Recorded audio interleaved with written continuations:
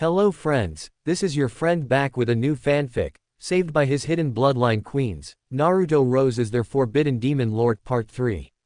If you like this story, don't forget to like, share, and subscribe, and leave your thoughts in the comments. Now, let's start. Chapter 5. Hey y'all. I'm back with the next chapter of HSD Naruto. I hope that this chapter measures up to the standard that my loyal readers deserve to receive. A couple more characters from HSD Kenichi's world will make their appearance in the chapter, too, so keep your eyes out for them. Chuunin Exam Stadium. It was around high noon as nearly everyone in the village and several foreign shinobi and dignitaries were in attendance, eagerly awaiting the start of the third and final phase of the Chunin exams. Sarutobi, flanked by Jiraiya and Tsunade, made his appearance in the cage's box along with the Kage and his two bodyguards. The two Kage greeted each other formally and sat down to get the ball rolling. Underneath the disguise, "Ah come on. We all know it's Orochi Pedo in disguise," Orochimaru was livid with rage. What are they doing here? Now, this will be much harder. He inwardly snarled before turning to the chronologically advanced Hokage. A fine crop of genin this year, Hokage Dono. My son Gaara, the Hyuga boy, and the Uchiha in one group. Quite exciting, he said coolly. Sarutobi smirked as he saw one genin in particular. As always, overlooking those that aren't natural geniuses due to arrogance. I should have been a better teacher, but I'll take whatever advantage I can get. Yes, but I wouldn't be surprised if another contestant surprises us yet again. He casually mentioned, causing the wind shadow to give him a puzzled look. He couldn't mean. Orochimaru wondered as the exams began. Sarutobi stood up to address the crowd. To all that have gathered here today, welcome to the final stage of Chunin exams. Today, we will see the display of skills these young genin have to show us, and CWHO among them will be chosen for the honor of advancement to the rank of Chunin. The crowd roared in applause in response to his announcement, causing his two former students to snicker. You still know how to whip up a crowd, sensei.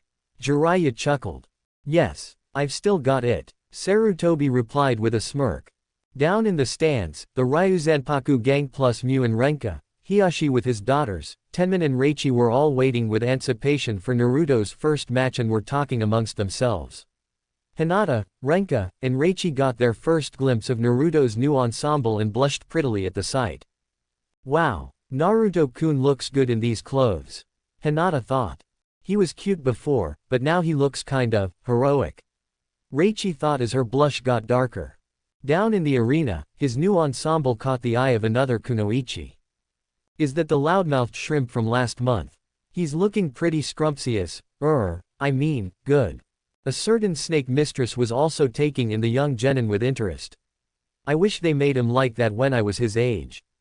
Nearby, the members of the rookies that didn't make it were sitting together, Sakura letting her thoughts be known on Naruto's new look. That baka. If he thinks he can look even half as good as Sasuke-kun, he's even more of a loser than I thought. He'll never beat Neji, never mind Sasuke-kun. The four-headed terror ranted, completely embarrassing Ino who was sitting next to her. Sakura. That's kind of mean. He's your teammate. I'd never treat Shikamaru or Choji like that. Ino tried to reason with her to no avail. However, Ino had to admit that Naruto looked far better in this new outfit. Where was he hiding those muscles at? I'm starting to see what Hinata sees now. The blonde girl thought. HMPH. Why stick up for those losers? It's not like they're Sasuke-kun or even have feelings or anything stupid like that. The pink-haired harpy countered. Next to Ino, Choji was getting really pissed at Sakura for talking about his friends like that, but Ino put a hand on his shoulder to keep him from caving her face in. He, Shika, and Naruto hung out in the academy all the time and Naruto wasn't really all that bad. Mu was the one to hear her rantings and nearly ended her existence on the spot, but her grandfather held her back, saying that such a person was beneath her if she would so willingly slander and dishonor her comrades. Down in the arena, Naruto was looking around for Sasuke, but he was nowhere to be found along with his useless ex-sensei. Shikamaru noticed him looking around. Sasuke's not here. Know where he is, Naruto? Shika asked. The last thing he expected was for Naruto to scowl and actually leak a hint of ki at the mere mention of his ex-teammate and ex-sensei if he had any say in it. No, I don't, Naruto replied curtly. Genma Shiranui, the replacement examiner, turned to them. Hey, Pop Tall. All of these people are here to see you, so don't disappoint them. He then cleared his throat to announce the first match. First match of the finals. Neji Hyuga vs. Naruto Uzumaki. He bellowed. The other fighters leapt into the contestants' box while Naruto and Neji remained. Tenten was sitting near the others up in the stands with her sensei as she shook her head. Naruto certainly looks stronger than before, but he just can't beat Neji. He's too strong, she said aloud. Really? Why do you think that? Reichi asked, surprising her. Well, Neji was the rookie of the year for our year, from a famous and powerful clan, and he's a genius. She replied. Oh, is that all? Isn't one's worth decided on who they are inside? That's what Uncle Guy and my 2-san always taught me, that geniuses are never what they're cracked up to be. Besides, Naruto-kun's a tough customer, too. I've got faith in him. Reichi replied with a wide grin. This left Tenten grasping for answers but drove home one fact that she didn't want to face. She sounded just as bad as those fangirls she despised. Uncle Guy. Hello. Where's Lee? Asked the blonde girl in pigtails upon spotting her uncle. Oh, Reichi-chan. How are you and your father doing? As for Lee-kun, he is still resting in the hospital today, saving up his youthful vigor to heal faster. Guy proclaimed.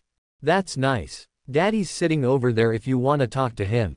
Reichi told him cheerfully, pointing him out. Tenten watched all of this with a weirded out look on her face. Ah, you're related to Guy-sensei and Lee. You don't look anything like them. She exclaimed.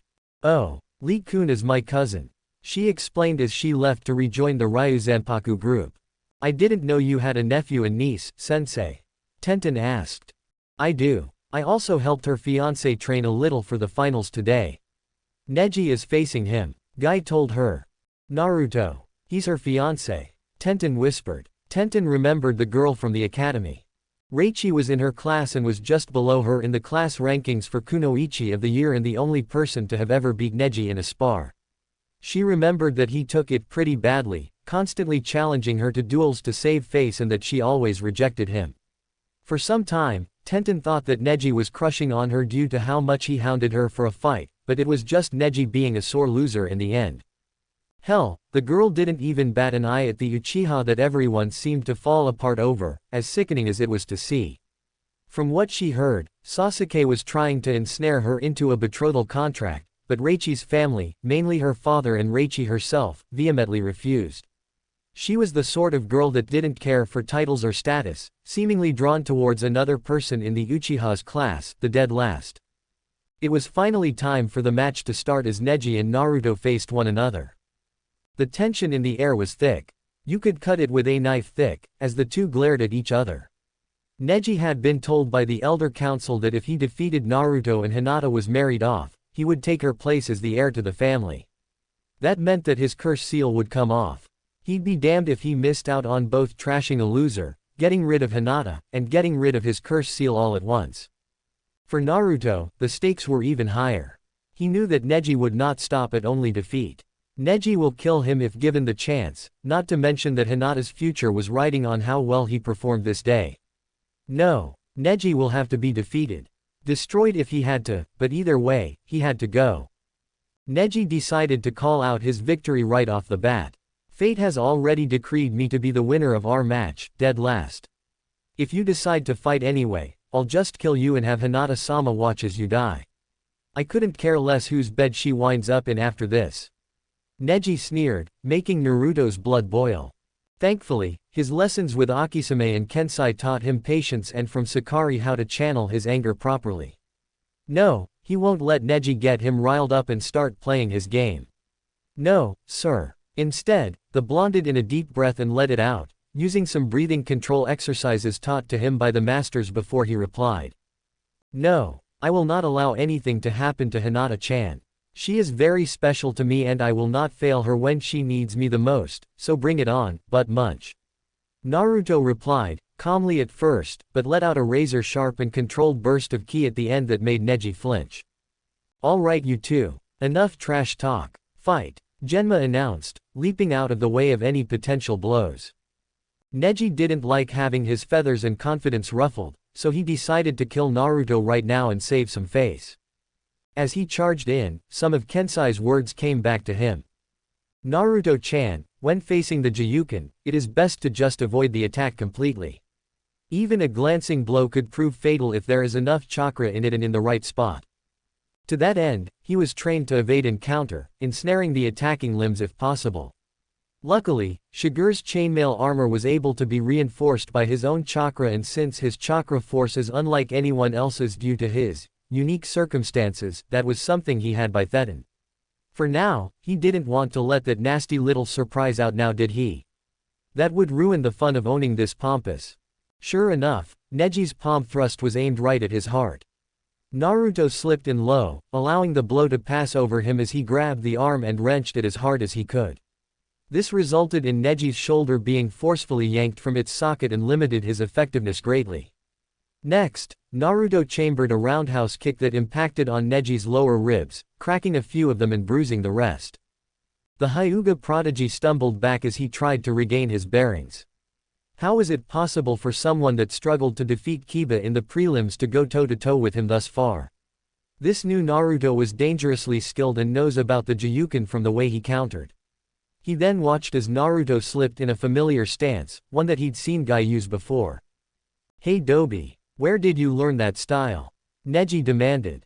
"It's none of your business," Naruto replied. His patience had worn out when Neji threatened to take Hinata from him. This was going down. Neji popped his shoulder back into place to continue fighting through the pain as he began a barrage of super fast thrusts, too fast for Naruto to catch and counter like before. After a moment of being bombarded, Neji finally scored a direct hit to Naruto's abdomen. Oof, there. Time for phase 2, he thought. The first phase was to attack Neji's limbs while letting him think his Gyuukin was still effective. Now, the second phase was complete and total annihilation. Thanks to Shigure's armor, he was nearly immune to the Gyuukin. From there, Neji used the Hake Rokujuyansho to put Naruto out of business for good.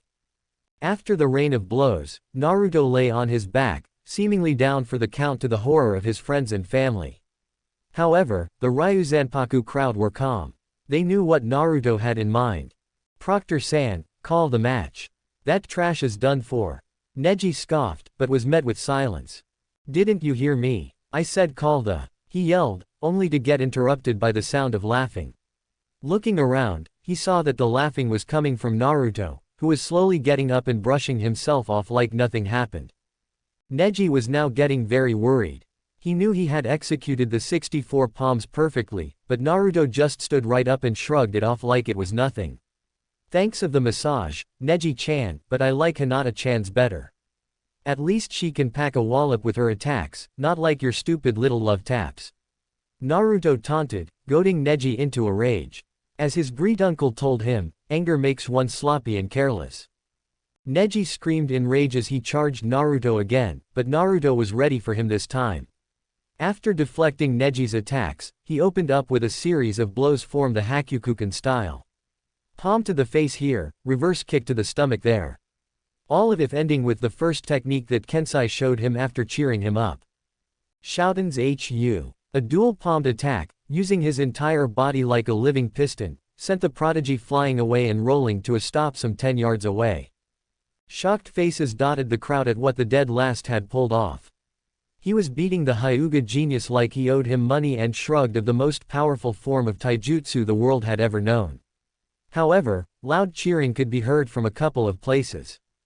"Way to go, Otouto-kun. Mew. That's how it's done. That's our future husband. Reichi, Renka, and Hinata. Go Naruto-kun. Fight with the flames of youth. Come on, you know who this is. You can do it Naruto. Choji. Oi, come on Gaki. Quit fartin' around and finish this punk. Sakari, obviously. Appa. Go, Naruto-chan. Really, who else do you think talks like this?" Kensai was obviously proud that Naruto had all but mastered the Shoutenshu to be able to pull it off like he did, and so quickly too. Neji stood up and was waiting for Naruto to make his move. Naruto, wanting to put Neji down for good, charged right in. Hinata saw what was happening, the chakra building around her cousin. Naruto-kun, no, she screamed, but was too late. Neji smirked as he released chakra from every point on his body and began to spin. Kaden. The rapidly rotating dome of chakra exploded out and slammed into the blonde, tossing him back. He recovered in the air and began to think of a counter-strategy. Up in the stands, Hiyashi was stunned that his nephew knew that technique. That was supposed to be a main house-only move. The Elder Council had to have taught his that. He reasoned. The council will have much to answer for once this was all over. He could only hope that his future son-in-law could find some weakness in the jutsu to exploit. That was all chakra. I think it's TME to unleash the Rasengan. He decided. Making a quick cage bunshin, he charged up one of his mini cyclones and charged in to see which was stronger. Rasengan met Kaden, both of them struggling for dominance. Finally, Naruto was forcefully thrown away, his Rasengan dispelled. Damn, I need more force, he muttered, racking his brain for anything that could help him. Finally, he remembered back during his training, he created something that might work. Flashback. Akisame had been watching him train and raised an eyebrow at what his student had done and accomplished. He noticed that he combined the movements for all of the marital arts he'd been taught into one single blow and walked over to the dumbfounded boy. Naruto-kun, do you even realize what you just did? He asked calmly. No, Akisame-sensei. He replied, thinking he'd done something wrong. The mustachio sighed. They were still having a rough time breaking him of feeling that every time they stopped him he did something to anger them.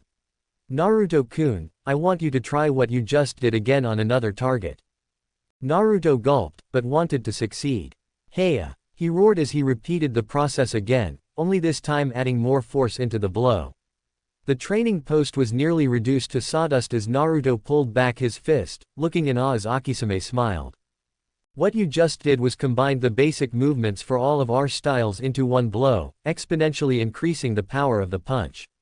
Now, all marital arts have a rhythm of sorts, but this had no rthymn at all, making the blow extremely difficult to predict or perceive. I think you just created our signature technique, unique to only you. I'm proud of you. The wiry jujitsu master applauded him. Flashback end. I never even named it. No rhythm, zero beat. Mubiyoshi. He mentally exclaimed as he charged up another Rasengan. Neji noticed and scoffed at his efforts. A wasted effort, trash, but try if you will. None can break through this, the ultimate defense of the Hyuga. Yeah, just keep talking, jackass. Naruto thought as he got himself ready for another attack run. RRRAAHHHH. Naruto roared as he barreled down on Neji. Ha! Worthless. Neji yelled. Kaden. Naruto stopped just shy of the shell of rotating chakra and got into his stance, then, combining all that he was taught, thrust the mini cyclone at the Kaden. Mubyoshi Rasengan. With multiple times the force from before, the Rasengan broke through the Kaden with force to spare, hitting its intended target and sending him flying end over end, finally impacting the arena floor and leaving Neji near unconscious in a smoking crater. How? It was your destiny to die at my hand. How did a failure like you beat me? Neji asked, his breathing ragged. If fate decided everything, I wouldn't even be alive right now. Quit being such a damn baby and take some responsibility for your life instead of letting everyone boss you around. Naruto replied harshly. Why you don't know what it's like to carry a seal that controls your life against your will? Neji shouted angrily. I do know you son of a bitch. More than you could ever imagine. Naruto trailed off, clutching his stomach, where the Kyuubi's seal resided. Genma smirked. He's a hell of a kid. The fourth sure picked the right kid for the job. He whispered with a grin as he raised Naruto's arm. Winner. Naruto Uzumaki. The entire crowd was awestruck. The dead last had defeated the genius completely, totally, utterly. He also broke through the most powerful defensive technique they knew of to do it with a move that was thought to be lost with their beloved Yondaime. Akisame was smiling down on his student. He was the one who helped Naruto develop the move he just used and thought on the name. Mubiyoshi. Zero rhythm, huh? It fits, Naruto-kun. It definitely fits. The Hyuga Council was livid with the fact that with all that they did to tip the scales in their favor, Naruto still won. They just couldn't believe it. Now, their plans to get Hinata out of the way were ruined and Hiyashi's political power within the clan was secured, along with his choice of heir. Hiyashi, on the other hand, was extremely proud of Naruto for coming through for his daughter, fighting with all of his heart for her sake. His belief that Naruto would be a good husband for his daughter was reinforced. He stood up and left to go talk to his misguided nephew, to tell him the truth. Hinata was crying happily, their future together now assured. The other two girls were glad that Hinata wouldn't be taken from them. Elsewhere in the stands, two Chunin were also impressed with the young blonde and the skills he showed in beating a Hyuga at their own game. "Hey, the squirt's not half bad," Takeda. A short, petite red-headed young woman of at least 18 commented. "Yeah, the Bozu was really something out there. He has the right attitude, in that he's not an arrogant jerk. I might wanna work with him if he makes Chunin. What do you think, Chibi-chan?" Kasara Nanjo's much taller companion, Takeda Ikki, called out. "Don't call me Chibi-chan, you jerk. But yeah, he might be fun to work with," she admonished, but also agreed. Ino and Choji couldn't believe what they just saw. This new Naruto was certainly a sight to behold. He carried himself differently, with more confidence and a determined gait. Although, Ino caught that bit about an unwanted seal. Maybe that's what my dad was trying to tell me back when he asked me to be Naruto's friend. But what kind of seal could be so awful as to have the whole village hate him over it? What happened to you, Naruto? Sakura in her seat, just huffed in annoyance. I don't see what's so special. Sasuke-kun could have done it, too. He would have been better than that baka, she said, making everyone around her roll their eyes in annoyance. Tenten had to scrape her jaw off of the ground. No way. Neji lost. She stammered out. See what I meant about geniuses. Reichi chirped with a wink as she made her way over to the contestants' box to see him, Renka and Hinata hot on her heels. Miu watched her cousin and little brother as he leapt back up into the contestants' box. She was very proud of how far he had come in only a month with them. When he first came to them, his form was a real mess, his psyche was nearly damaged beyond repair, and his control was shot, yet he could still put up quite a fight. Now, she wasn't too sure that if he was going all out that she could match him before long. She knew about the demon within him and the distinct advantages it gave him, such as his superhuman stamina and endurance, and his superhealing. A good night's rest would fix nearly anything, no matter what the masters did to him, and he'd bounce right back, a little stronger than before. Tsunade and Jiraiya watched their godchild with pride. They were angry with both the village and themselves, the village for keeping them away from him, Tsunade at herself for not bothering to check for herself, and Jiraiya for not being able to do more. But that was the past. Now, they have their godson and they would be damned if they didn't make up for lost time. Tsunade was willing to adopt Naruto, to take him in as she intended to the night he was both born and orphaned, but she would have to run it by Hayato first. He established legal guardianship over Naruto a month ago. While the proctors cleaned up the arena as best they could, Naruto was visited by his future wives in the box in the way of nearly getting mugged. Shino raised an eyebrow, Shikamaru's jaw was on the ground in shock. Kankuro huffed in jealousy and Tamari was feeling a little jealous, too. Gaara was, well, just Gaara. Hey Naruto, you know these girls? Shikamaru asked his former classmate, gesturing to Renka and Reichi. He already knew Hinata. Yeah, he replied, making introductions to his two buddies in the box. The three girls were asked to leave by a few of the proctors and did so reluctantly. They refused to leave without giving and receiving some affection, in the form of kissing him on the cheek for luck in his next match. Man, I hope you know what you got yourself into, Naruto. One woman is troublesome enough. Shika whispered to Naruto, who shook his head. They encouraged me and cheered me on, and even love me. To someone like me, who's been alone for almost all of my life, they mean the world to me. They'll never be troublesome to me. He replied with a smile, Shika matching it. Well, if anyone could even remotely pull this off, I'd bet on you. The lazy Nara answered with a lazy grin. Down in the arena, the proctors had finally finished making the field usable as Genma called for the next match. Second match, Uchiha Sasuke vs. Gaara. Gaara appeared in a swirl of sand down in the arena, awaiting his opponent. Muttering rippled through the crowd, wondering where their precious Uchiha was. Up in the cage's box, Sarutobi and his 2 loyal students were wondering just that, as well. Where the hell is that idiot Hitaki? He should have been here at the opening on the tournament. Tsunade growled. I don't know, but his and the Uchiha's reps won't save them here, right sensei? Jiraiya said. Sarutobi gave them a grim nod. I know the council will throw a fit over this, I will not tolerate this tardiness on such an important day. Sasuke Uchiha is disqualified. The old Hokage agreed with his 2 students. The cage looked as if he had been struck physically. Let's not be too hasty now, Hokage Dono. Many of the people here, dignitaries included, have come simply to see my son and the Uchiha fight. No. Rules are rules. If you arrive late to a battlefield, you may have just gotten your comrades killed. If he is not responsible enough to show up at an appointed time, he does not deserve to be a Chunin. Sarutobi replied, his tone as cold and firm as it was in his prime. Not wanting to push his luck any further, Orochimaru backed off of the subject. Damn that old man. Now of all times, he decided to grow a spine. He fumed as he sat there, awaiting another opportunity to enact his plan.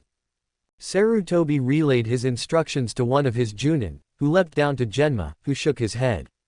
Ladies and gentlemen, since Uchiha Sasuke has failed to show up for his match, he has been disqualified. Winner is Gaara by default. As Sarutobi and the proctors expected, this decision was met with a massive outcry from a mass majority of the populace who wanted to see their precious Uchiha in action. The older shinobi in the crowd, along with many of the dignitaries, understood why Sarutobi made the decision he did and supported it. A shinobi who could not show up on time is unreliable and is a liability, therefore is unworthy of becoming a Chunin. Gaara with a scowl of disappointment, teleported himself back up to the waiting area. What? They can't do that. Sasuke-kun needs to get his promotion. Come on Ino pig. Let's go tell Hokage-sama off for doing this to poor Sasuke-kun. Sakura ranted, trying to drag Ino with her. Let me go. He got disqualified because he couldn't even bother to show up on time like everyone else did. Do this by yourself. Ino yelled at her. Her friendship with the pink-haired girl at this point was now looking to be permanently severed. I can't believe you're abandoning Sasuke-kun, you traitor. He doesn't need hussies like you or those skanks that Naruto Baka hangs around with to help him build his clan. The she-banshee raged as she stomped up to the cage's box. A few minutes saw Sakura up in the cage's box, where she just stormed past the guards and stomped up to the elderly shinobi leader. Why did you disqualify Sasuke-kun? He needs that promotion more than these other losers, especially that blonde doby, Naruto. She screamed. After everyone in the booth let their hearing come back, they all glared death at the girl. Even Orochimaru was getting really annoyed with her. What an unpleasant little girl. Tsunade wasn't anywhere near this bad. The snake pedophile thought with a scowl. What do you want, you little shit? Tsunade yelled at her. Shut up, you big-breasted cow. I want Hokage-sama to let Sasuke-kun fight and get promoted, and I won't leave until he does. Pinkzilla demanded, her rail-thin arms crossed defiantly. Tsunade did a slow burn as her temper was quickly reaching a meltdown of Chernobyl-like proportions. Noticing this, Jiraiya grabbed her and restrained her. Tsunade, calm down. Jiraiya yelled at her. Damn you, Jiraiya. Let me kill this little shit. Nobody talks about my godson or especially me like that. Especially not some scrawny little Uchiha of a fangirl. She roared. The names to the 2 clicked inside of her Uchiha-riddled brain. G. Jiraiya. T. Tsunade. She whimpered. She had just insulted 2 of the legendary Sannin, the slug princess Tsunade and the toad sage, Jiraiya. On top of that, one of the contestants she had just insulted was their godson. She was officially up to neck deep in shit creek with no canoe in sight. 2 Anbu appeared by the Hokage. Hokage-sama, do you wish for us to remove this intruder? The cat-masked female captain asked, turning what everyone could tell was a disgusted gaze at the sniveling fangirl. Yes. Detain her until the end of the Chunin exams in an Anbu cell. We will have a nice long chat about this with her parents present. He ordered as she was apprehended and taken to the Anbu jails until further notice. Now that she has been taken care of, we will continue. Sarutobi ordered. Genma, seeing that the disturbance was over, announced the next match. Next match. Aburame Shino vs. Kankuro. Proctor. I forfeit the match. The black-suited puppet user called out. Shino's usually stoic face now showed a scowl. He had wanted to fight and try to get his promotion, but now his chances were not looking too good. Next match. Tamari vs. Nara Shikamaru. Genma yelled, just wanting to get this over with. Tamari, her patience finally breached, whipped out her fan and floated down to the floor on an air current, folding her fan with a dramatic flourish of movement. Kankuro palmed his face. She just can't resist the urge to show off. He muttered. Shikamaru just groaned. Aw man, I gotta fight another girl. I'll just forfeit like that Kankuro guy. He whined until Naruto reminded him of something. If you forfeit now, your mom's gonna kill you later, you know that right? He told Shika, who went white as a sheet. Yeah, I see your point. The lazy genin stammered, having locked eyes with said woman, who gave him a glare that foretold of hellish suffering should he cop out. He quickly hopped down to the arena floor without wasting any more time. Come on, let's fight already, Tamari yelled out impatiently. Now, since everyone knows how the fight goes, we'll press on to the entree of the matches. Naruto vs. Gaara. But first, Naruto's friends, loved ones, and family were all pensive about this match, as it would truly test the fruits of his training to its limits. Jiraiya had taught him multiple sweetened jutsu with which to combat Gaara's sand, just in case he fought with him. Even so, Naruto's ninjutsu arsenal needed the updating, considering all he had before was 2 academy basics, the cage bunshin, and the tree climbing exercise. Now, he had several sweetened jutsu, a few basic Fuden jutsu, a Doden jutsu, the Rasengan, and the Kuchiyos, Gamma. Genma was glad that the first round was over and they were now in the semifinals. We will now begin the semifinals. First match. Gaara vs. Uzumaki Naruto. The crowd was sitting on the edge of their seats about this match. For those who knew about Naruto's little tenant, this would be demon against demon. For the others, this was promising to be the fight of the century. Naruto, the underdog who soundly defeated the Hyuga prodigy, against the best Suna has to offer. Shino and Shikamaru both gave Naruto a nod, with Shikamaru warning him to be careful, as Naruto vaulted down to the floor near the proctor. Gaara teleported himself down there, eager to fight his fellow Jinchuriki. Naruto knew what he was getting into with Gaara, and trusted that his godfather and great-uncle had prepared him for this, helping him craft the tools needed to survive. He sighed at the thought of not getting to prove himself against Sasuke and prove Kakashi wrong about him, but he wanted to get a measure of payback for what happened to Lee and possibly rescue a fellow demon container from himself. Beating some sense into someone usually works where words fail, right? Just before Genma could start the match, a plume of smoke erupted in between the two contestants. A swirl of wind and leaves blew away the smoke to reveal Sasuke and Kakashi, standing back to back in a dramatic pose. Everyone glared at them, but Kakashi spoke first. Hey everybody, we're not late are we? He asked, pulling out his infamous Ika Ika book. Yes, you are, Kakashi. Get out of the arena. Genma ordered harshly. What about Sasuke? Won't he get to fight? Kakashi asked, pressing for leniency. Uchiha Sasuke has been disqualified, Kakashi. Now leave the arena now. Genma repeated himself. Sasuke was livid. His chance to show off was now ruined and given to someone else. What? Give me the Dobi's spot and let me fight. Sasuke demanded. Both Gaara and Naruto were not amused by the braggart. Go away, Uchiha. You do not interest me. Gaara told him in his dead, monotone voice. He's right, Tem. You're in the way. Naruto added, agreeing with his opponent. Sasuke's rage built to its peak as he leapt at Naruto, his Sharingan spinning in his crazed anger. Naruto waited until he was right on top of him, then he sidestepped the blow, spinning to the side and delivering a harsh knife hand chop to the base of his skull, like Akisame-sensei and Ero-sensei taught him. The blow left Sasuke dazed and confused, wobbling around like a helpless baby animal. Too scared to fight me like a man, Dobi. Sasuke sneered drunkenly, still reeling from the hit. Naruto snapped. Genma-san. I'll fight the Tem, if only to prove that I deserve to be here. Naruto muttered, turning to Gaara, knowing what he wanted most. Gaara, you okay with this? This way, you'll face a truly strong opponent. He reasoned. Gaara seemed to accept this. Hurry. Mother's hunger grows, he said in his dead fashion, but with intoned urgency. Sasuke chortled arrogantly. This will be easy. Naruto's features hardened at this. Really? Do you think it'll be that easy? Naruto asked, amused. Naruto's eased posture sent Sasuke into a tizzy. Why are you so calm, loser? The self-proclaimed Avenger yelled in anger. I just feel really good right now. Naruto replied, grinning like a fox. Sasuke always hated that smile of his as he barreled down on the smiling genin, his Sharingan blazing. Naruto had been training for this. He flooded the arena with as much chakra as he could muster, effectively hiding him from the Eye of Thieves. To Sasuke, it was like staring at the sun. The kind of chakra output Naruto was packing seemed inhuman, too much for his vaunted eyes to endure, so he had to shut them down. Fine, then. It's not like I'll need my Sharingan to beat down a loser like you. He snarled as he deactivated his eyes, sliding into the Uchiha fighting form. Naruto simply looked at his with carefully maintained calm, looking for any telltale signs of movement, something Sakari-sensei taught him to read.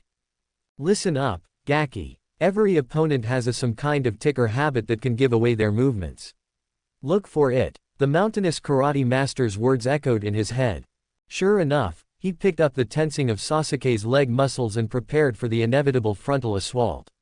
Sasuke raced forward and tried to drop Naruto in one blow, using a spinning roundhouse kick to the face, but thanks to his grappling training from Akisame-sensei, he grabbed Sasuke's attack at the ankle and used Sasuke's momentum against him, sending him flying away in embarrassment. Sasuke punched the ground from where he knelt down. Damn that Dobi. First, he does something to my Sharingan, now he's making look like a fool. I'll kill him. Black markings were beginning to appear on his skin as his face contorted into a vicious snarl, rage and embarrassment plain as day in his eyes. He threw himself at Naruto again, attempting to strike at another perceived weakness, taijutsu.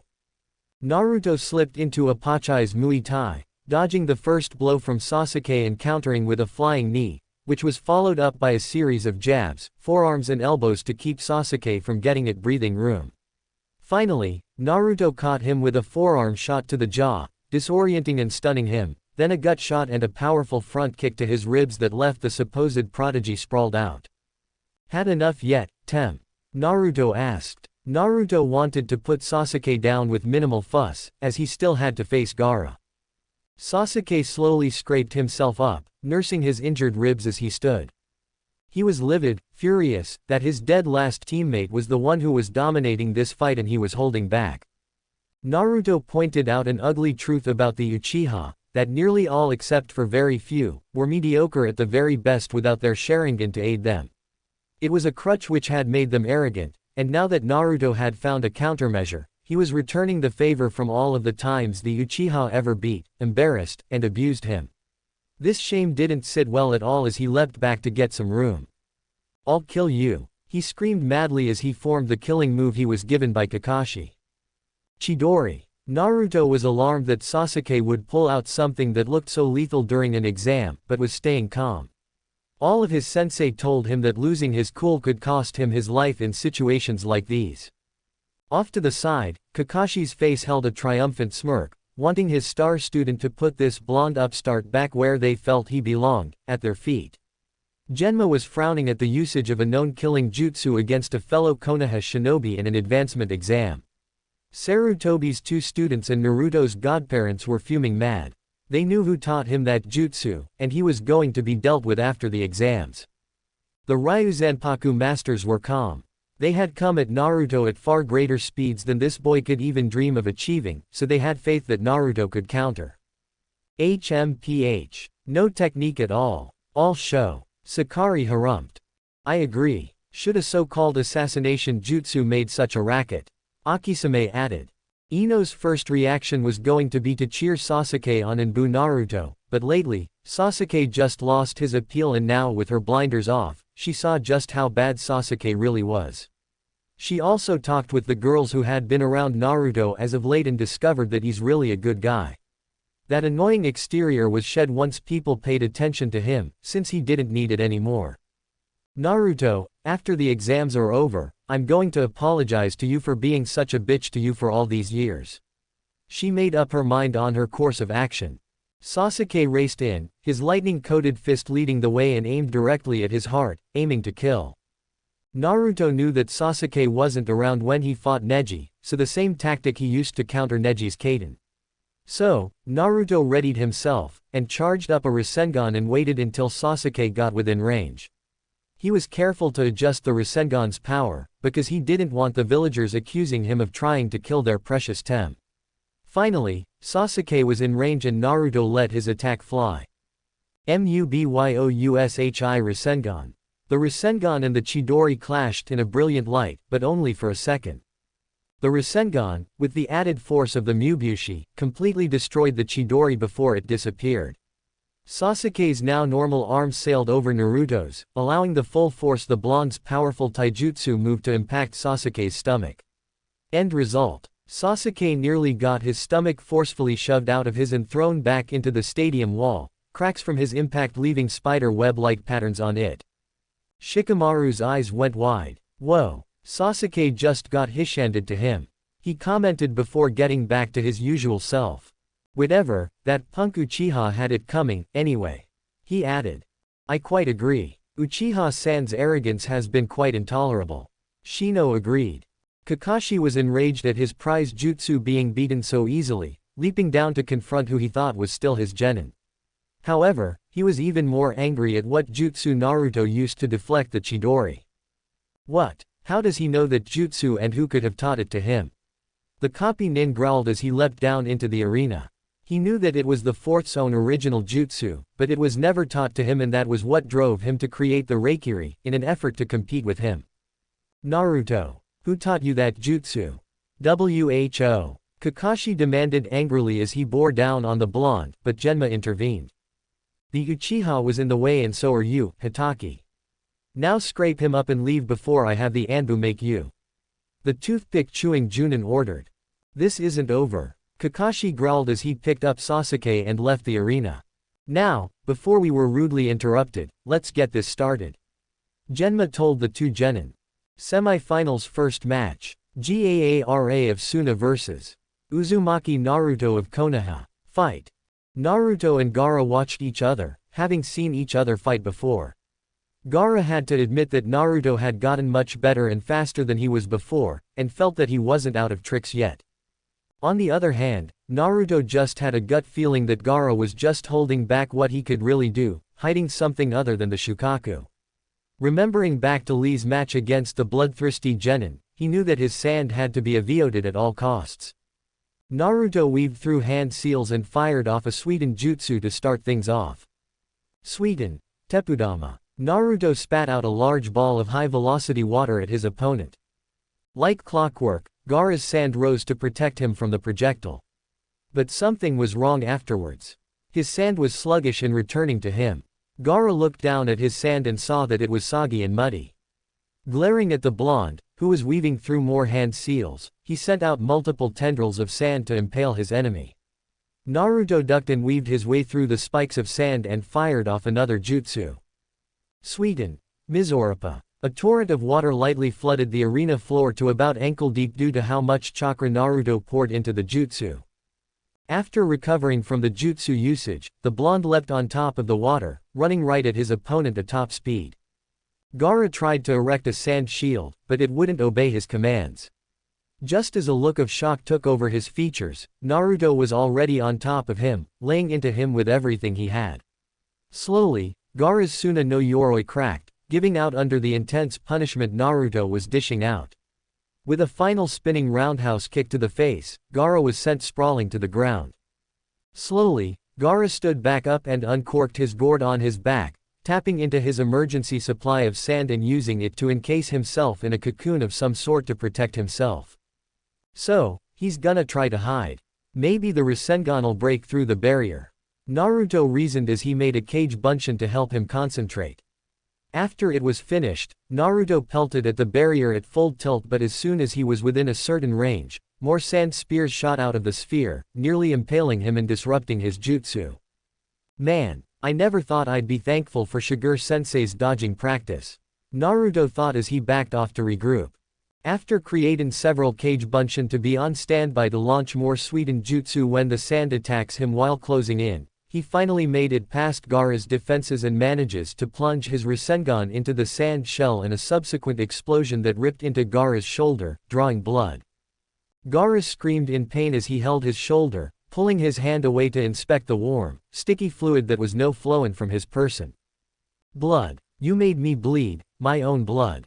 I'll kill you. Gaara screamed as he began to transform into some kind of grotesque monster, half human, half tanuki. Up in the cage's box, Orochimaru smirked. This was the signal to begin to invasion as white feathers fell upon the stadium and its occupants, causing all those caught unaware to be caught in a sleeping genjutsu. Suna and Oto shinobi began to lay siege the village, overrunning the gates and flooding into the village. More shinobi invaded the stadium and began to clash with the defenders. Orochimaru threw off his disguise and revealed himself to the world and his old teacher, holding him with a kunai at his throat. Orochimaru. You've fallen even further, I see. Sarutobi sighed. Kukuku. I see that you've gotten soft and senile, old man. You couldn't even see through my disguise, neither could that Dobi Jiraiya or our dear princess. Orochimaru sneered, also making jabs at his former teammates. To his surprise, neither one of his ex-teammates made a move against him to save their sensei, his suspicions rising. Suddenly, Sarutobi vanished in a plume of smoke along with his teammates, leaving behind logs with exploding tags on them. Shit, they knew. He thought as the tags exploded. He and his personal elite guard managed to get away from the explosions and found the three on the roof, Sarutobi in his black battle gear and armor, ready to fight. Orochimaru responded by spitting up his Kusanagi sword, getting into a basic Kenjutsu stance. You've grown even more arrogant, Orochimaru. That will be your downfall. The old Hokage addressed his former student in one of his biggest regrets. He then bit his finger for some blood and went through a series of seals, slamming his hands down. Kuchihyose no justu, enkouenma. In a plume of smoke, a large monkey summon appeared next to Sarutobi. Hiruzen, I told you that we should have killed him when we had the chance. Enma growled, glowering at the snake Sanin. I know, old friend. Now, we will rectify that mistake. Sarutobi replied in a steeled voice, showing the man he was in his prime. Henge, Kongonyoi. Enma had been transformed into the adamantine staff, an homage to the legendary Monkey King, Son Goku, from times beyond ancient. A barrier of purple fire erupted around the edges of the roof they were on, killing three Anbu who tried to jump in. Orochimaru gave his former team a sinister grin as he weaved through hand seals. Now, Sensei, Jiraiya Dobi, Tsunade-chan. There is no escape. Who's being arrogant now? Orochimaru sneered at them, a trio of coffins rising from the roof behind him. As Gaara thrashed in pain, Baki, his team's Junin sensei along with his siblings, all piled in front of the demented genin. Damn, he's losing control. Bako cursed, turning to the other two. Tamari. Kankuro. Get him out of here.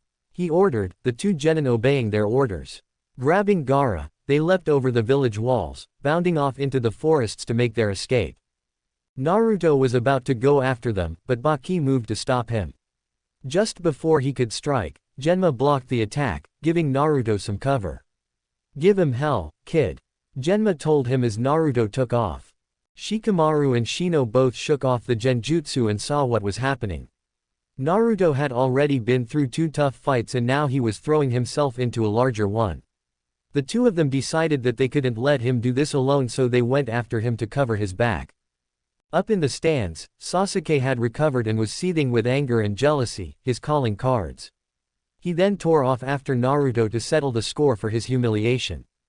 Dispelling the genjutsu, Kasara and Takeda were fighting back to back with their signature fighting styles. The lithe and limber Kasara was using her powerful legs in conjunction with a powerful, but obscure taijutsu style called Taekwondo, which focused on the lower body and on one's core, along with incredible flexibility and acrobatic skill. Dia! She roared as she unleashed a powerful, sweeping roundhouse that killed an Oto nin instantly. Near her was her partner since her genin days, Takeda, utilizing a fighting style that was even more obscure in the ninja world which came from over the seas from the far west, called boxing. This style relied on a powerful core and upper body to deliver truly devastating punches that hit like a freight train packed full of anvils. Aura! He yelled as he snapped out with a hellishly powerful haymaker that knocked Asuna Nin into the next zip code. "Hey Chibi-chan, you holdin' up alright?" he asked his longtime friend. "Yeah, I'm alright. And don't call me Chibi-chan," she ranted as she vented her frustration on a few hapless enemy nin.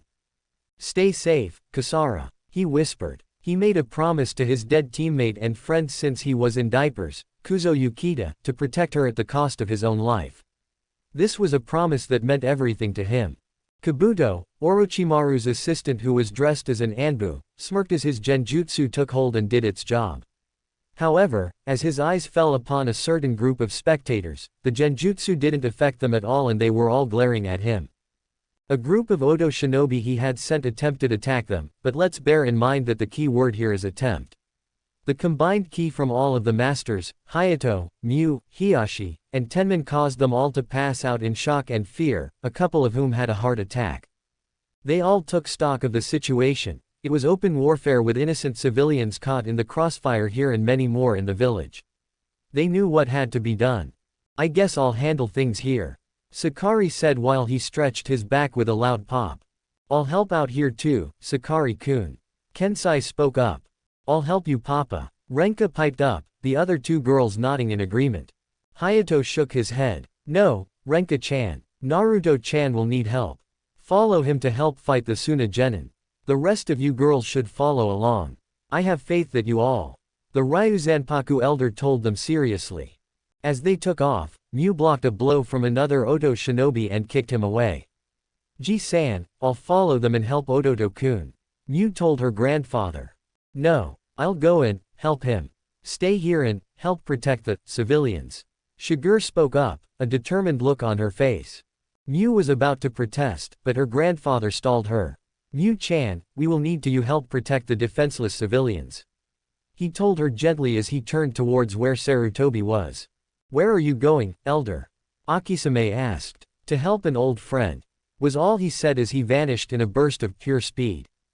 The remaining masters split up to different parts of the village, Sakari and Kensai at the stadium, Apachai and Akisame into the village to help repel enemy forces, Shiger to help Naruto and keep him covered, and finally Hayato went to help out Sarutobi. Tenman and Hiyashi both nodded to each other and left to defend their respective families, mowing down any and all Odo and Suna shinobi they encountered along the way. The battle was reaching a fever pitch as Apachai and Akisame arrived in the village proper and lent their support. At first, they were laughed at and told to go await in a shelter, but after Apachai booted one Suna Junin over the horizon and Akisame turned another into a pretzel with only a single movement, they accepted aid. The normally gentle giant became a raging berserker when he saw that children were getting hurt, decimating all enemy shinobi in his area and getting the children to the hospital, where he stood guard and wiped out any enemy that approached. Akisame lent his medical skills to the hospital staff by treating the wounded that came in along with providing extra security. Back at the stadium, Kensai and Sakari made a small competition to see how many enemy shinobi they could take out. Nearby, Kakashi and Guy were watching on, stunned at what these two non-shinobi could pull off, and they were making it seem so easy, too. Kakashi turned to his side and noticed that Sasuke was gone and had taken off after Naruto. "Damn," he muttered, summoning one of his hounds. "What is it, Kakashi?" Pakun, his main tracking hound, asked in a bored tone. "I need you to lead me to Sasuke," he ordered the small pug. Pakun sighed. Again, Kakashi was more worried about the Uchiha than his other students. He sniffed the air. "Fine. He's off this way. A few other scents are off this way, as well. One of them has a demonic scent," Pakun warned. Kakashi's eyes went wide at the news. "Let's go. Now," he ordered as they took off at full tilt in the direction the genin left in. Back on the roof, Orochimaru wasn't out of tricks yet. Running through hand seals at a blinding pace, once finished he slammed his hands down on the rooftils. Doing this caused a trio of coffins to rise from the roof. With a sickening smirk, he finished his jutsu. Kuchihyose, Edo Tensai. The lids of the coffins slid open to reveal three of the village's greatest heroes. The Sho, Ni, and Yondaime Hokages stepped from the coffins, their faces devoid of emotion. Orochimaru, true to his nature, wanted to savor the looks on the faces of his enemies before acting. Both Sannin and Sarutobi gasped in horror at who Orochimaru had dragged from their rightfully earned eternal rest. "How dare you disturb the dead, Orochimaru? Have you no shame? No low to which you will not sink?" Sarutobi growled. "Saru, you have grown so old." Hashirama called out to his former student. "Hey, he always called me old. How the tables have turned." Tobirama teased. The two brothers noticed Tsunade. "Su-chan, you've certainly grown up into a beautiful woman. Mito would be so proud," Hashirama said, smiling sadly. "I'll say, where was Mito-chan hiding those?" Tobirama commented on Tsunade's more than generous bust only to be conked on the head by his elder brother. "Tobi, that's my granddaughter and your greatniece," Hashirama admonished. "Fine, spoiled sport," Tobirama sulked, crossing his arms. Minato opened his eyes and peered around him, his eyes locking onto his old sensei. "Ero sensei," he called out to the toad sage in an almost sing-song voice while waving. "Gah, little brat, even in death, he still calls me that." Jiraiya pouted indignantly, folding his arms across his chest. Orochimaru was growing tired of this little reunion and was about to plant his control seals on the three living corpses when a massive shock made the building they were standing on tremble as if a great earthquake had struck. Just beyond the barrier, Hayato Furinji had landed and was getting briefed on the situation by the Anbu captain on scene. Orochimaru saw the man and nearly wet himself. "No, not him. He is a monster in human form," Orochimaru mentally screamed in terror. He remembered the one time that the invincible Superman dropped in on his team's training when he was a genin and offered to train them for a day while Sarutobi tended to his wife, who was giving birth to their first child. The insane man's training methods made the normally unflappable pale prodigy scream for mercy, an embarrassment that he never lived down. Jiraiya noticed his discomfort and smirked. "Hey, Orochi-chan, I thought that snakes were supposed to hiss, not squeal like little piglets." He snickered. Orochimaru's temper flared as he attempted to retort when the entire roof shook again. Hayato slammed his fist down into the corner of the roof, where one of Orochimaru's lieutenants was trying to uphold his end to the barrier. Jorubo's concentration was broken when he fell to his death, crushed by the debris of the falling building. The barrier flickered and died out, allowing Hayato access inside. The massive old man noticed his nephew and smiled sadly. "Uncle," Minato called out, running up to his relative. "How is Naruto? Is he well?" Minato asked of his sensei and uncle. "Minato, now isn't the time. We have to take care of a little problem first," Jiraiya explained. He and Tsunade told the three ex-cages of Orochimaru's treachery and it made them very angry. They now turned on their summoner. "You should be obeying me. I summoned you," the snake Sannin snarled. "Damn. I would have had a hard enough time fighting off the old joke and his two loyal dogs, but now that insane lunatic in 3 cages. I cannot hope to win," Orochimaru reasoned as he signaled to his remaining guard, who beat a hasty retreat. As the Anbu squads made to take off in pursuit, Sarutobi halted them, redirecting their efforts into repelling the remaining invaders. The figures of the 3 cages didn't have much longer now that Orochimaru wasn't there to hold the jutsu. Minato was told of his son's life and he was rightly angered by it, especially with Kakashi for all but abandoning his son. But, he was extremely proud of the way his son pulled through. However, he didn't want to cause his son more pain than he already has. "Don't tell him about this," Minato pleaded. It would hurt Naruto more to know that he was brought back only to die again. They all agreed to do so for the boy's sake. Minato pulled Jiraiya in close. "Sensei. Inside the Forbidden Scroll, there is the scroll for the Hiraishin and one of my kunai for it with the seal inscribed into it. I want you to teach it to him when the time is right. I trust you, Sensei, Uncle Hayato. Please, take care of my son," Minato asked of them as he and the other 2 ex-cages faded away. In the forest near the borders of the village, the Sand siblings were beating a hasty retreat until they felt Naruto catching up to them and Kankuro stopped suddenly. He stopped to stall their pursuers long enough for her to escape with Gaara. Just after she took off again, Naruto caught up with the puppet user and a fight ensued. Only a moment later, Renka, Reichi, and Hinata arrived and took over, with Hinata staying behind to fight him. "What's a timid little thing like you gonna do to stop me?" Kankuro taunted. He remembered her from the prelims as a scared and meek little girl. However, the fierce glare on her face was neither meek or timid. She was going to introduce him to a world of hurt, and enjoy every minute of it. Striking out before he lost his nerve, Kankuro lashed out with Karasu, his puppet with poisoned blades. He wasn't totally stupid. He saw the kinds of damage a Hyuga could inflict if let close enough, so he would just keep her at bay until she either wore out or the poison took her down. Unfortunately, Hinata had an idea.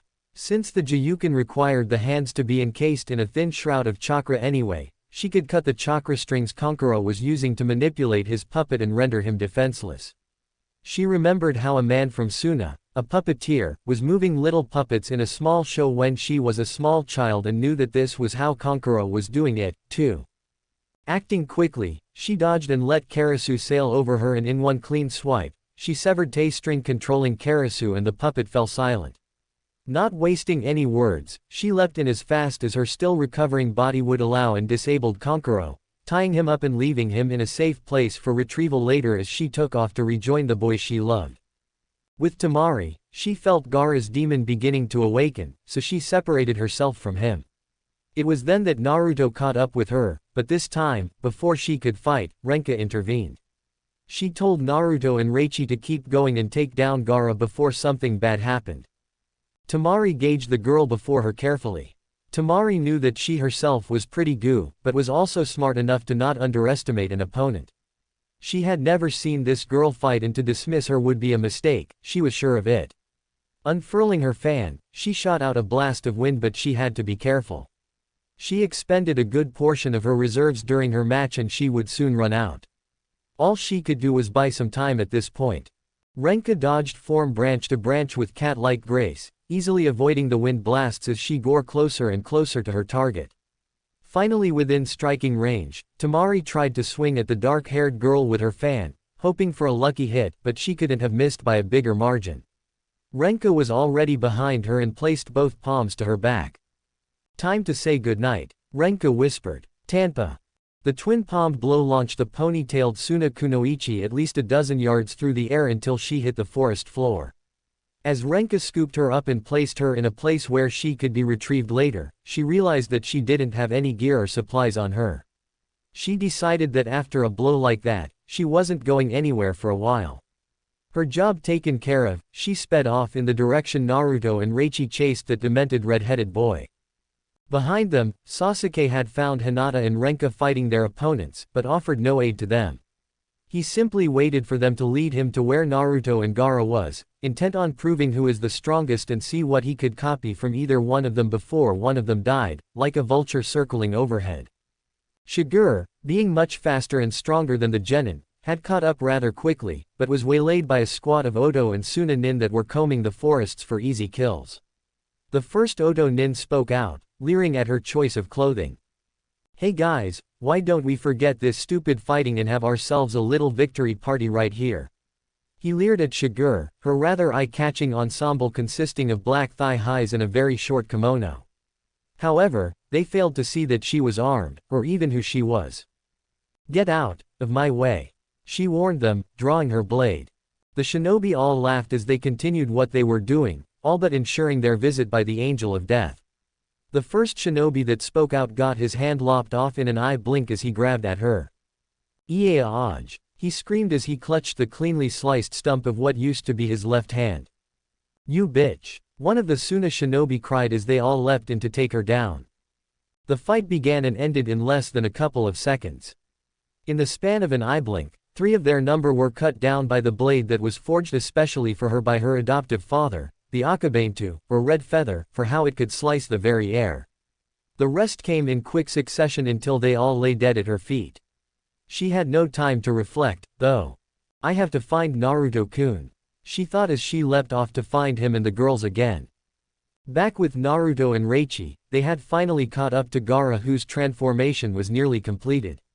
He now looked like a miniature Shukaku, grotesquely deformed and grinning like a psychopath. Blood. I want blood. The tanuki screeched as it launched a small barrage of sand projectiles at them. Naruto saw the sand bullets first and took the first shot meant for Reichi right in the chest. "Oh Kami. Naruto," she screamed as she pulled him behind a tree to check the wound.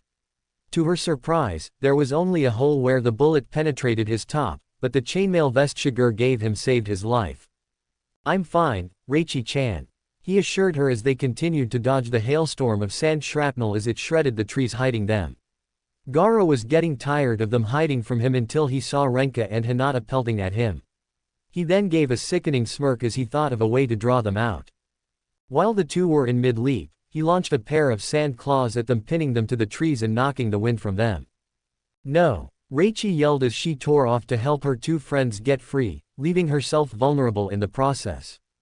"Foolish." Shukaku Gaara cackled as he fired off another sand claw, this time pinning Reichi to a tree next to her fellow brides.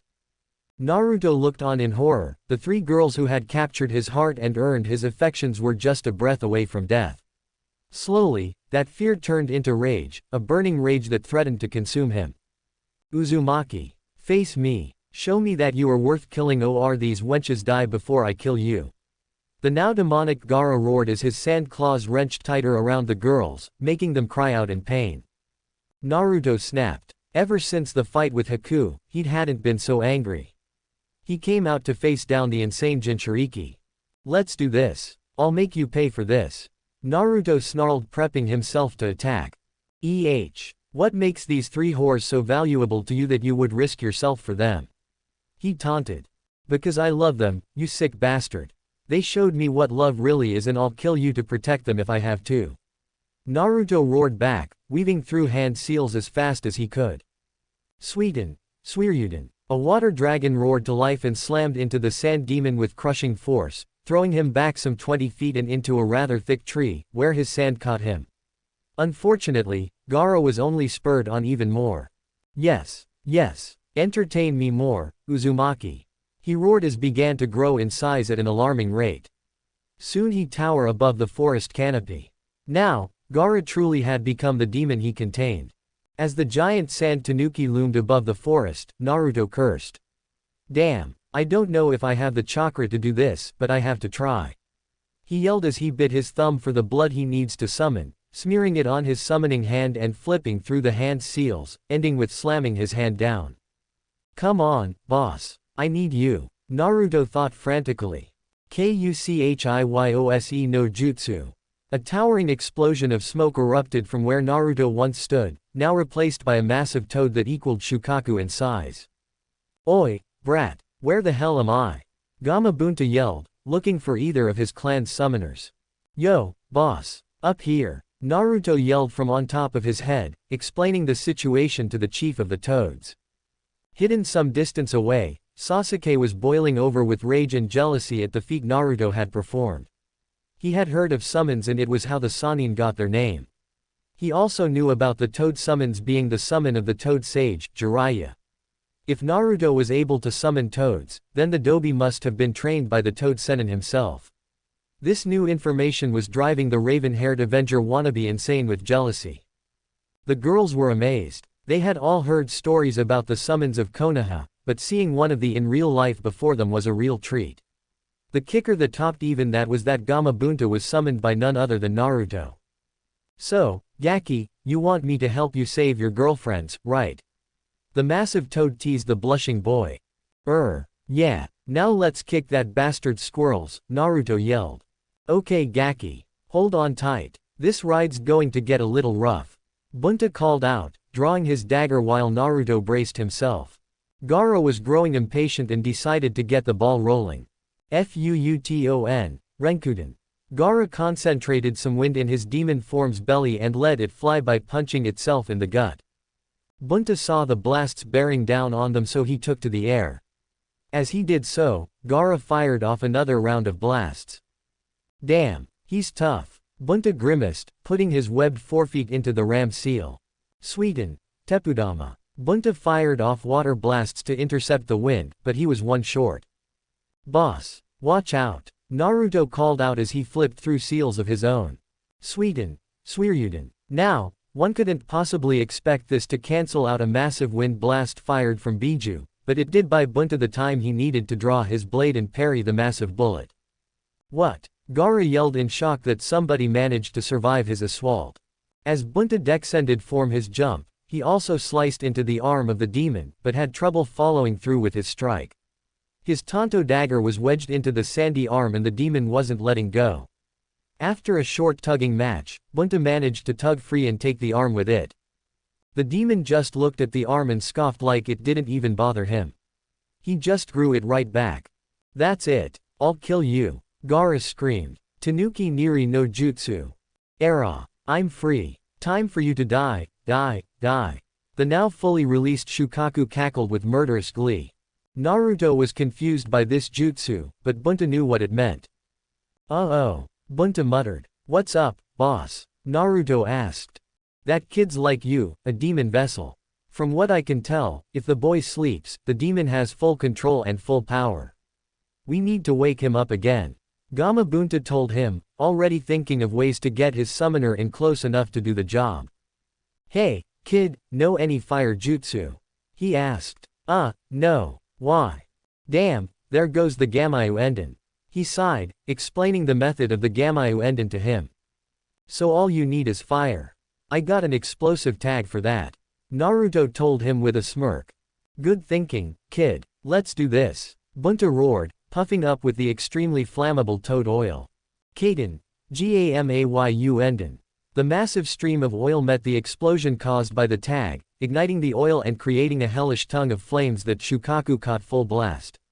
Bunta and Naruto were careful to aim it away from where the girls and the village was. After the flames died down, Shukaku was encased in a shell of superheated sand that had turned to glass, rendering him immobile. Gaki, here's your chance. Bunta hollered, getting Naruto within striking distance. Naruto ran down Bunta's nose and leapt from there, landing on the slick surface of Shukaku's face before Gaara's sleeping form. Time to wake the hell up. The blonde roared as he reared back. Mubiyoshi. The blow broke right through the glass shell that was protecting Gaara, hitting him with impressive force and waking him from his forced sleep. Gamabunta, who was completely out of chakra, only had time for one thought as he went back to Teitoad domain. That kid has a lot of his father in him. He'll become even greater. The old toad though with a sad smile as he left the battlefield. No, you bastards. I wanted to play some more. The giant tanuki whined as it shattered like a massive pane of glass, dumping both demon vessels into the forest floor below. Tamari, who had regained consciousness, had followed the fighting along the way. She found Kankuro and set him free. They were in awe that someone had managed to match her brother blow for blow, and a genin at that. The two leapt down near the two exhausted fighters, waiting for their chance to jump in and get Gaara to safety. Gaara panted from where he lay, battered and unable to move while Naruto, not really in much better shape, stood over him. Why are you so strong? Gaara asked. Because those girls, my friends, my masters and family, they mean everything to me. I'll give everything to protect them. Naruto told him solemnly. Gaara looked into his opponent's eyes, seeing pain and loneliness in them, but even more so than that, understanding. You have something like me? Gaara asked, to which Naruto nodded. Yeah, I have the Kyuubi inside of me. Naruto confirmed. I see. I have much to think about. Thank you, Naruto Uzumaki. Gaara thanked him in a tired voice. It was then that Tamari and Kankuro jumped out and hoisted Gaara up, Naruto allowing them to. After a quick nod of thanks from the two siblings, they jumped off, bound for the Wind Country border. As Naruto watched them leave, he felt a blow hit him from behind and his world went black. The sand around the girls had dissolved and let them go when Shukaku's power was broken. They immediately rushed to Naruto's side, but they were beaten there by Sasuke, who was smirking nastily while standing over Naruto, lightning crackling in his hand as he prepared to strike. The three girls were enraged at what the last Uchiha had the nerve to do, Reichi kicking him away into a tree, knocking him unconscious while Hinata and Renka started to tend to Naruto's wounds. Unfortunately, the wrong person saw them fight off Sasuke, Kakashi. He rushed into the middle of the fight and took Sasuke's side. I hope you girls know that attacking a fellow leaf shinobi during a time of war is treason. He told them dangerously. He attacked Naruto first. He was going to kill him. Hinata yelled angrily. I saw nothing of the sort. Now, come along before I use force. He ordered them. He didn't even make it 2 steps toward them as another blur intercepted him. It was a woman with long dark hair in a ponytail, a dangerously short kimono and thigh highs. Kakashi knew who she was instantly from his Anbu days. Kosuke Shiger, he said, his eyes narrowed. Hitaki. I saw what happened here. The Uchiha attacked Uzumaki while he was weakened from his fight with Suna's weapon. She told him in her usual fashion, a stony look on her face. She never liked Kakashi, as she found him to be rather arrogant due to his implanted Sharingan eye. He once challenged her for leadership of the Anbu team she led, but he was soundly beaten and she did it without even breaking a sweat. He had been especially wary of her ever since. However, he had grown cocky again from being praised as Sasuke's sensei. I don't think I believe you. In fact, I think it was Sasuke that defeated Gaara, Naruto just getting in the way. It really doesn't matter what happened. Once I tell the council my story, yours will just be a lie. He sneered, picking up his prized Uchiha and leaping away. Shiger didn't like where this was heading. She turned to Naruto and picked him up. You girls, follow me and stay close, she ordered. The woman was extremely formidable and following her orders seemed to be the logical thing to do, so they followed without question. And that's it for part 3 of Saved by His Hidden Bloodline Queens. Naruto rose as their forbidden demon lord. If you enjoyed this story, don't forget to like, share, and subscribe for more Naruto What If fanfics. Comment what you think will happen next and what you want in part 4. Thanks for watching, see you in the next video.